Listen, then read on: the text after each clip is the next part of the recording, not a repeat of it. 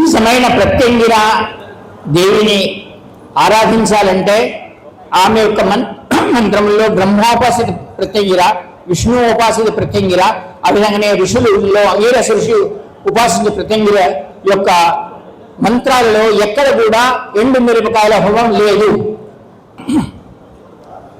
అది అమ్మవారిని క్షోభ పెట్టి మనం చేసే క్రియ. కానీ ప్రత్యంగిర హోమాన్ని ఎవరైతే నిజమైన పద్ధతిలో చేస్తారో మీ శరీరంలో దేవతాతత్వం ప్రవేశిస్తుంది. प्रत्यंगिरा का अर्थ होता है तुम्हारे अंगों में षट प्रकार के महावायु, महासमुद्र, महाआकाश, महापृथ्वी और महाजल, महावरुण, इस प्रकार की 6 शक्तियां तुम्हारे शरीर में धारण हो, ये प्रत्यंगिरा कहती है. और इसको शुद्ध रूप से तुम्हारे शरीर में आने की क्रिया को प्रत्यंगिरा कहा गया है. शुद्धమైన రూపంలో మీ శరీరంలో వాయువు కానీ, శరీరంలో రక్తం కానీ, ఆకాశతత్వం, పృథ్వీతత్వం మీ శరీరంలో రావడానికి చేసే క్రియను ప్రత్యంగిర అన్నారు. ప్రత్యంగిర ఉపాసకుడు, ప్రత్యంగిర ఎవరైతే నిజంగా చేస్తాడో వాడు దేవతా తత్వాన్ని పొందుతాడు. దానికి ఏంటంటే భగవంతుడు అన్న పదానికి అర్థం ఏమిటి? భగవంతుడు, భగవాన్ कहते हम. భగ का अर्थ होता है एक प्रकार का रंध्र, सुराख, ఒక రంధ్రము. భగం అనగా ఒక రంధ్రం లాంటిది. మన శరీరంలో 6 రంధ్రాలు, అంటే దాంట్లో 9 రంధ్రాలు ఉన్నాయి. కానీ 2 కళ్ళు, ముక్కు 2 రంధ్రాలు, కళ్ళు, ముఖము, తర్వాత ఇక 2 మలిన స్థానాలు. ఈ స్థానాలను శుభ్రపరిచి వాడి శరీరంలో ఏ విధమైన మలినం లేకుండా చేసే క్రియను ప్రత్యంగిర చేస్తుంది. తర్వాత ఈ మలినాన్ని ఎప్పుడైతే తీసివేయడం జరుగుతుందో వాడు భగవంతుడుగా పిలువబడతాడు.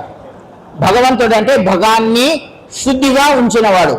మీరు ఇప్పుడు చాలామంది విని ఉంటారు మీరు, మనము విష్ణు యొక్క చెవులో మలినం వస్తే తీసిస్తే మధుకటవ రాక్షసుడని, బ్రహ్మ యొక్క ఆవలింతో వస్తే జంబాసుడని రాక్షసుడని, మాతా పార్వతి యొక్క శరీరం మలినాన్ని తీస్తే శ్రీమన్ మహాగణపతి అని, మహాగణపతి వెళ్ళినట్టు ఈ మలినాలు లేకుండా ఇప్పుడు పార్వతిని విమల అని, తర్వాత ఈమెను నిర్మల అని, సరస్వతి అమ్మవారిని, మహాలక్ష్మిని కమల అని అంటారు. అంటే శుద్ధమైన మలం కల వాళ్ళు, వాళ్ళలో మలరహితం లేని వాళ్ళు, మలం లేని వాళ్ళు అలా అవ్వడానికి కారణం ఏంటంటే ఈ ప్రత్యంగిర సాధన.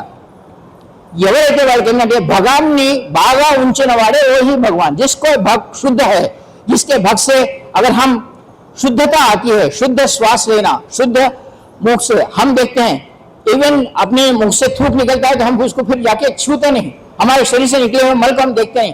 लेकिन देवताओं का ऐसा कुछ भी मल श्रेष्ठ कहलाता है. मैं अभी इतने दिनों की पहले 1935 की बात कहता हूँ. शेगांव के गजानन महाराज का नाम आपने सुना होगा. शेगांव अने प्रसिद्ध शिरडी साईबाबा దగ్గర గజానన మహారాజు ఉన్నాడు. ఆయన నాకు ప్రథమ గురువుగా చెప్పబడ్డారు. ఒకసారి ఒక కుష్టు వ్యాధిగ్రస్తుడు ఆయన దగ్గరికి వస్తాడు. అప్పుడు శిష్యులందరూ కలిసి వీళ్ళు వెళ్ళగొట్టండి, కుష్టు వ్యాధి అంటుకుంటుంది అందరికీ, వెళ్ళగొడుతుంటే గజానన మహారాజు చూసి అంటాడు, ఏమిరా ఇలా వచ్చినావు, ఈ వ్యాధి ఇతరులకు సోకుతుంది కదా అంటే, తండ్రి నేను నీ దగ్గరికి దీన్ని మటుమాయం చేయడానికి కాదు, నన్ను చంపేయని చెప్పడానికి వచ్చినాను అంటాడు. కానీ సంతులు, యోగులు, మహాత్ములు ఎవరికి చంపివే, వాళ్ళని ఉద్ధరించడానికే ఉంటారు. అప్పుడు వాడికి ఒక తన్నులు అంటాడు. తన శ్లేష్మాన్ని, తన ఉమ్మును గట్టిగా తీసేసి వాడి మీద ఉంచుతాడు. ఉంచగానే వాడు దాన్ని భాగ్యంగా అనుకొని తండ్రి ఈ శ్లేష్మను నాకు తాకిందని శరీరానికి పెడుతుంటాడు.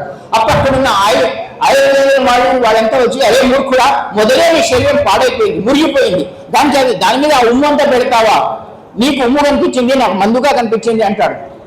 గజానన మహారాజు రెండవ రోజు, నేను ఎక్కడైతే స్నానం చేస్తున్నానో అక్కడ పోయి మట్టిని రోజు రాసుకుంటాడు. 15 రోజులు వాడు కుష్టు వేగిపోతుంది. ఇది నమ్మకం. అంటే మీ మలినంలో కూడా ఆ శ్రేష్ఠత రావడానికి చేసే క్రియను ప్రత్యంగిర సాధన అన్నారు. आप अगर कभी शेगांव के गजानन महाराज का चरित्र पढ़े हो तो उनके पास गंगा भारती नाम का एक कुष्ठ व्याधिग्रस्त व्यक्ति जाता है. तो लोग उसे फटकारते हैं कि यह मत्ता, ये सब लोगों को लगी आएगी. लेकिन वो किसी भी जाए गजानन महाराज के पास जाता है तो गजानन महाराज देख के उसको एक लात मारते हैं और उसके ऊपर थूक देते हैं. श्लेष में थूक देने के बाद वो गजानन महाराज का नमस्कार करके कहता है कि आपकी कृपा हुई तो बस है. उन्होंने वही श्लेष्म को, वो थूक को अपने शरीर को लगा लेता है. तो वहां के डॉक्टर्स, वहां के आयुर्वेदिक कहते हैं, अरे पहले ही तेरा शरीर सड़ा हुआ है, उसके ऊपर वो थूक को सब अपने शरीर को लगा ले रहा है, मूर्ख है क्या, और ज्यादा बढ़ जाएगी. तो उसने कहा कि तुम्हारे को वो थूक दिख रहा है, तुम्हारे को श्लेष्म दिख रहा है, मेरे को मलम दिख रहा है, मेरे को औषधि है। और उसने वो औषधि अपने शरीर को लगाई और बाद में गजानन महाराज कहते हैं मेरे स्नान के पास मैं स्नान करता हूं, जिस मिट्टी को तुम लगाते हो वो मिट्टी को शरीर को लगा दो और वो 1 महीने में अपनी पुष्टि वाली से दूर हुआ। इस प्रकार तुम्हारे शरीर में मल ना हो कि प्रकृति की क्रिया को प्रत्यंगिरा कहा जाता है। जो संत, जो महात्मा प्रत्यंगिरा को अपनी आराधना करता है, अपने शरीर में अपने शरीर के अंगों को शुद्ध करता है, उसे प्रत्यंगिरा कहा गया है। प्रत्यंगिरा ये नहीं कि मिर्ची के दाने डालो। आप अगर ब्रह्मोपासित प्रत्यंगिरा को देखते हैं तो आपके शरीर से मल रहित शरीर को करना है और शुद्ध करना है, और जिसका शरीर शुद्ध हुआ, जिसका शरीर मल रहित हुआ, वही विमला, कमला या निर्मला, ऐसी माता पार्वती, महालक्ष्मी, महाशक्ति, महाकाली और भगवान या भगवती कहलाई गई। ये भगवंत होने के लिए शरीर की शुद्धि की प्रक्रिया को हम प्रत्यंगिरा साधना कहते हैं, अपने अंगों को चुनने में। इसके बाद भी जिसने भी ये शुद्धता पाई और शुद्धता पाने के बाद वो भगवान बनने से पहले दुरुपयोग करने लगे, किसी को भी श्राप, जिसको प्रत्यंगिरा सिद्ध हुई, जिसका मल रहित शरीर हुआ, तो उसको श्राप देने की और आशीर्वाद देने की, कृपा करने, दोनों की शक्तियां उसके शरीर में समाहित होती है। वो आशीर्वाद भी दे सकता है, श्राप भी दे सकता है। लेकिन जो इसका दुरुपयोग करते हैं, उस दुरुपयोग करने के बाद किस तरह क्या किया जाए, तब भगवान के पास जाकर कहा कि प्रभु सब लोग प्रत्यंगिरा साधना करते हुए अपने शरीर को शुद्ध करें। తన శరీరాన్ని శుద్ధి చేసుకుని అందరు ప్రత్యేకంగా సాధన ప్రతి ఒక్కరు దేవుడుగా పిలువబడుతున్నాడు తండ్రి. వాడు శపిస్తున్నాడు, వాడు తిడుతున్నాడు, మరి వాడి నుంచి మేము ఎలా బయటికి రావాలి అని అడిగినప్పుడు స్వయంగా శివుడు అంటాడు కదా, దీనికి నేను మాత పార్వతీ అమ్మవారితో విపరీత ప్రత్యంగిర అనే ఒక దేవుడిని సృష్టిస్తాను, ఒక మంత్రాన్ని సృష్టిస్తాను. మీ పైన ఎవరైనా ప్రత్యంగిర ప్రయోగం చేసి మీ శరీరం పాడవుతూ ఉంటే, మీ శరీరంలో ఇబ్బంది కలుగుతూ ఉంటే విపరీత ప్రత్యంగిర సాధన చేయండి, వాడు చేసిన ప్రయోగం మీ రాదు అని విపరీత ప్రత్యంగిర యొక్క శుద్ధీకరణ చేయడం జరిగింది.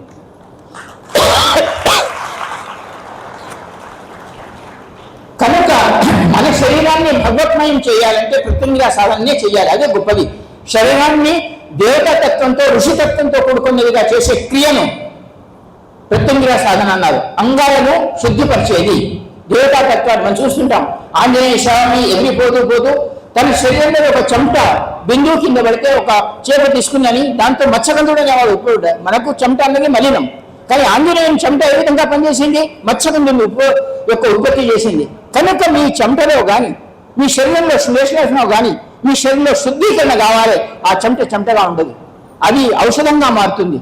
ఆ శరీర శుద్ధీకరణ ప్రక్రియను మాత్రమే ప్రత్యంగిర అన్నారు. ఆ ప్రత్యంగిర చేసిన వాడు అన్యాయంగా శిక్షించగలడు, మంచి వాడిని రక్షించగలడు. ఇది ప్రత్యంగిర యొక్క గొప్పతనం.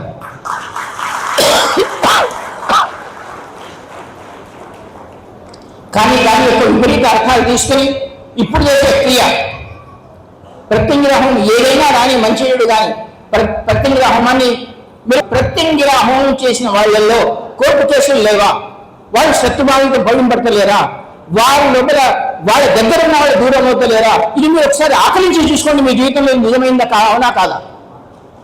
ఇది అవ్వడానికి కారణం ఏం జరిగిందంటే ఎక్కడ కూడా శాస్త్రంలో మిరపకాయ హోమం లేదు.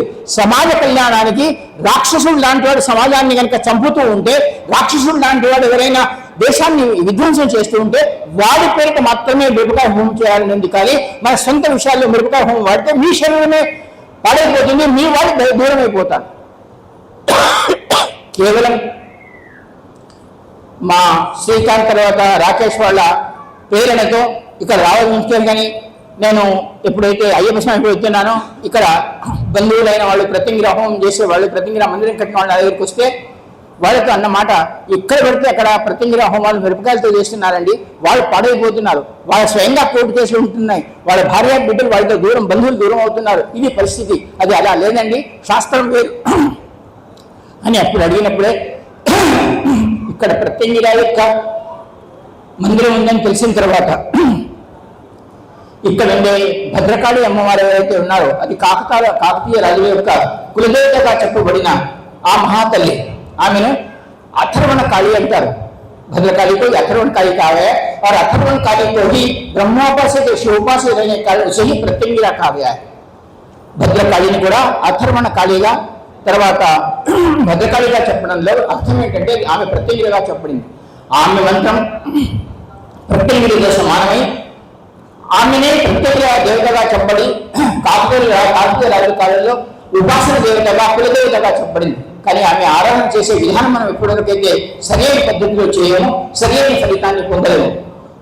हम जब तक प्रत्यंगिरा की उपासना अच्छे भाव से और अच्छे विधान से नहीं करते तब तक उसका फल या उसकी सफलता हम प्राप्त नहीं कर सकते, उसकी सिद्धि प्राप्त नहीं कर सकते।